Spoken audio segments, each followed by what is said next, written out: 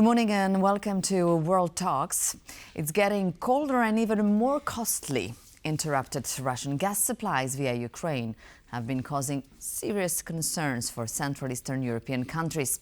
Slovakia, Transnistria, Serbia and Moldova are facing important energy shortages of noticeable increase in prices for rerouting of supplies. Some countries are struggling to diversify its energy supplies, but the measures prove to be not as cost-effective as the discounted gas from Russia.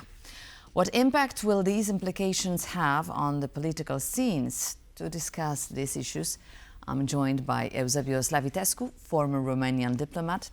Good morning, sir. Good to have you in the studio. Thank you for coming.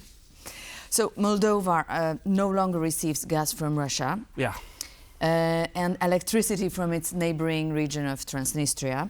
So the energy prices, as we learn, rose by some 200% by over 2 years. And it will continue to and do so. They will continue to rise.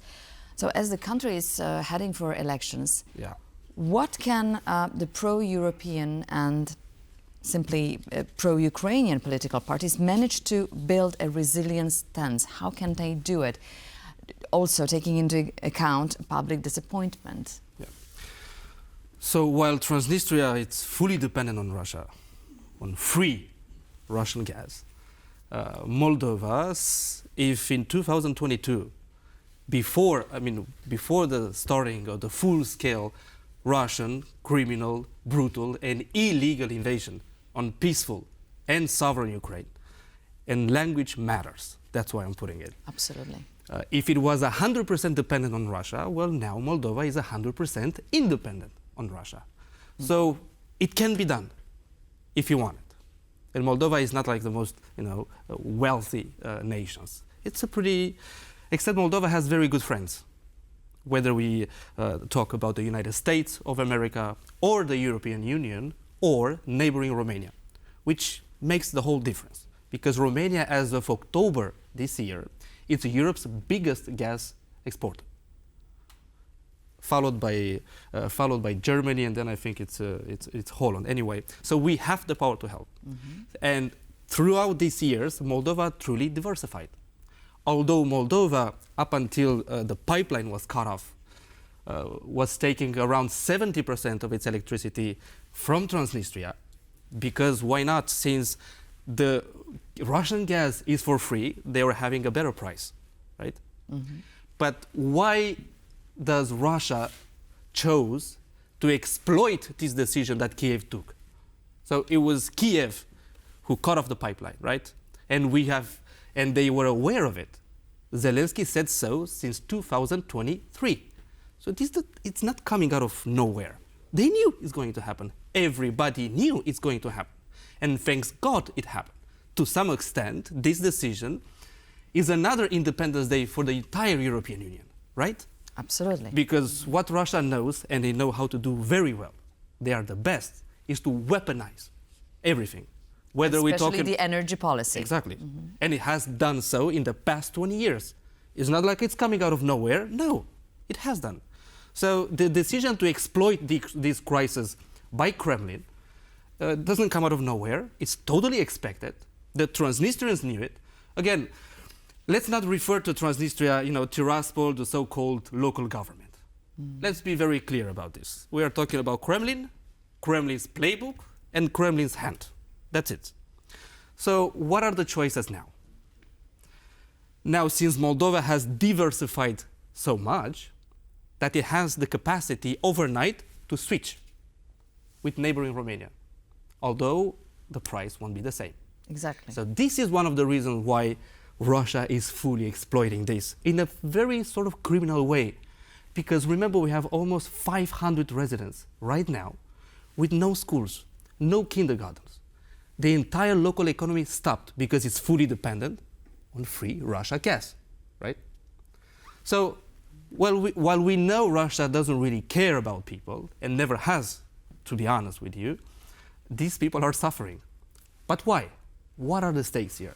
One of the stakes is exactly this: increasing electricity's price, which has already so much increased over the 2 years. So now it's changing with neighboring Romania, the prices will have to go up again.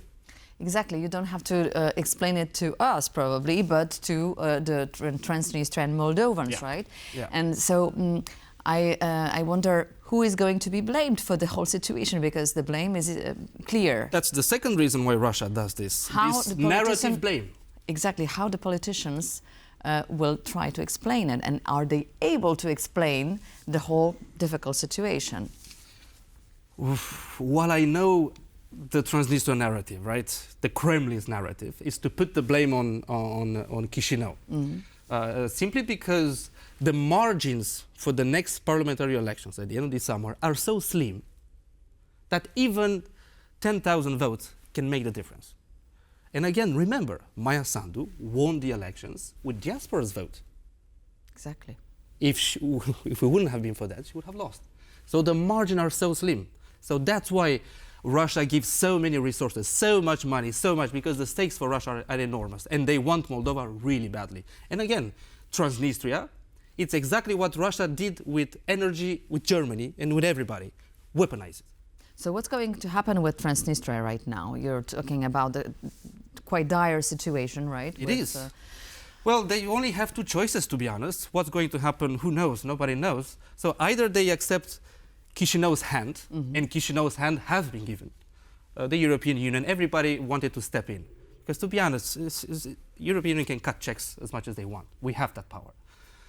Which they have refused so far, saying that they want free gas. Except in the European Union, in our region, we don't deal with free gas. This is something that only Russia does, to weaponize it. Again.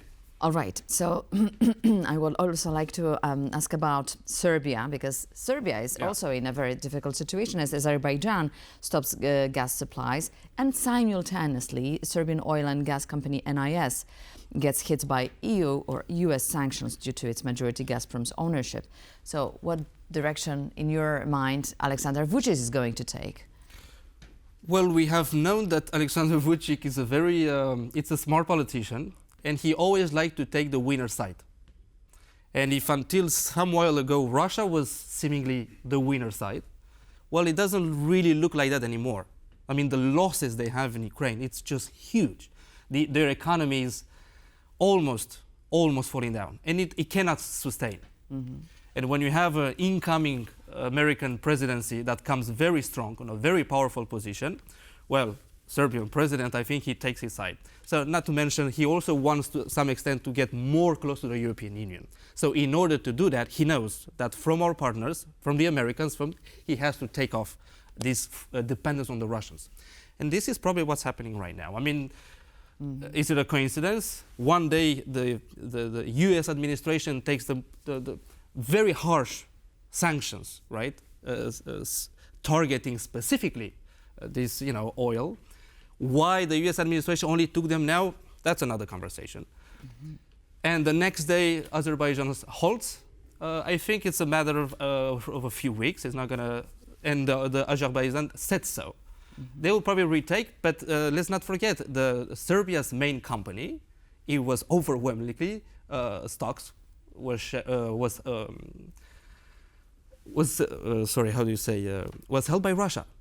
So right now, probably they're going to change all of that. All right, Slovakia now. Prime Minister Robert Fico most probably secured a gas deal after talking to Vladimir Putin. At the same time, the Slovaks took to the streets protesting against the Fico pro-Russian stance. So is Slovakia going to continue its policy, do you think? And are the lower prices of gas going to satisfy the electorate? So I'm not really sure how are they going to get the gas, because the pipeline through Ukraine is done, right? And while I can understand some frustration, right? Because it's true that the energy prices are getting higher. It's true that for everyday European, life has been hard. And while I fully understand that, what is the price? So compared to the brave Ukrainians dying every day by the thousands in protecting and supporting our democracy and our freedom. Remember, in Ukraine is the only country where people died with the European flag. Absolutely. That's how much they want it. Of course. Now to Romania, if I may, because thousands protest outside Romanian top court over the cancelled elections. Now, the presidential election will restart in June, but the court's ruling seems to backfire as Calin Georgescu is gaining momentum, as it seems, and gets more and more devoted supporters. So what can be the political outcome for Romania? First, so the protest yesterday wasn't as big as they wanted to show.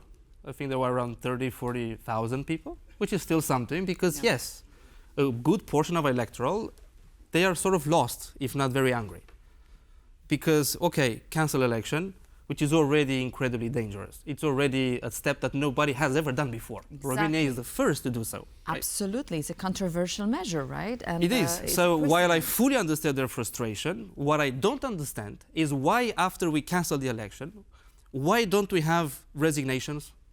Why don't we have people, putting their money on the table because somebody has done a terrible job? In Romania right now, everything, so we have a new government, thanks God. We have a new parliament, thanks God, because no presidency, no government, that was really. But still, I mean, we are still behaving in Romania right now as if a bullet didn't just cross our ear. I mean, it's crazy. So we need more transparency. We still have to declassify a lot of reports. Absolutely. It's dangerous. And the fact that they didn't put the elections the first legal possible day, that's a mistake. Every day that drags out more, Calin Georgescu wins more support. Exactly. This is very true what you're saying. So thank you very much. Unfortunately, we run out of time and the questions are here. So let's hope for a next talk. Eusebiu Slavitescu, thank you. A former Romanian diplomat, was our guest today. Thank you for coming. And that's it in this edition of World Talk. But please stay with us as more news are coming.